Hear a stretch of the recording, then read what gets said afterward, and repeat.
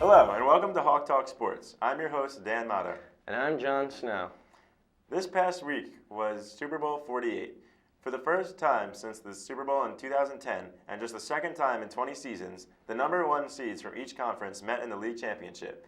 The game featured the league's top offense, Denver, against the top defense, Seattle. The first time this has occurred since Super Bowl 37.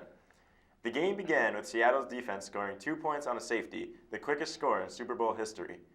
Five-time NFL MVP Peyton Manning of the Broncos threw 2 interceptions in the first half, the second returned by Seahawks linebacker Malcolm Smith for a 69-yard touchdown. The Broncos trailed 22-0 at halftime and 36-0 towards the end of the third quarter. Seattle did not allow a score until the final play of that quarter, and they held Denver to almost 30 points below their scoring average. Smith, who also recovered a fumble and made 9 tackles, was named Super Bowl MVP. The final score was Seattle 43, Denver 8. Dan, did you know it was also the first game ever to see a safety and touchdown scored off both a kickoff return and an interception return, all scored by the same team, the Seahawks? It was the first Super Bowl played outdoors in cold weather city, and the first played outdoors on artificial turf since Super Bowl X in 1976 at the Miami Orange Bowl. It was also the first in which 2 U.S. states, New York and New Jersey, shared hosting duties. This game is a prime example showing that age is a factor when playing in the NFL. By average age, the Seahawks are the youngest team versus the Broncos being the oldest team. Moving on to basketball, the New York Knicks have been having a very up and down season. It's a tremendous amount of power to give to a player who has won them only one playoff series since he came to New York in February of 2011, but the Knicks will want Carmelo Anthony's stamp of approval. Fully committed to re-signing him in July, the Knicks won't do anything that their star forward would object to on the trade front, not with his free agency just 5 months away.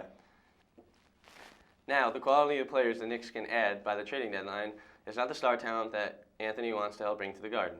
The Knicks are looking at Atlanta point guard Jeff Teague, but he has $24 million remaining on his contract over the next 3 seasons. That money would cut into the cap space that the Knicks will get when Tyson Chandler and Amari Stoudemire come off the books after next season. Recently, there have been trade rumors that the Knicks are looking to trade for Celtics point guard Rajon Rondo. Dan, what do you think? Well, John, I think that the Celtics' asking price for Rondo is very high, considering they want 2 first-round draft picks, which the Knicks cannot afford to lose. In my opinion, I think Jeff Teague is the better signing because he's younger than Rondo, and he'd be a lot cheaper as well. Derek Jeter decided to retire after the upcoming season when he concluded, "This is the right time." The New York Yankees captain held a news conference Wednesday, a week after making an announcement many of his teammates said shocked and saddened them. Jeter, who turns 40 in June, was limited to 17 games last season with a batting average of .190, 1 home run, and 7 RBIs after breaking an ankle in the 2012 AL Championship Series opener.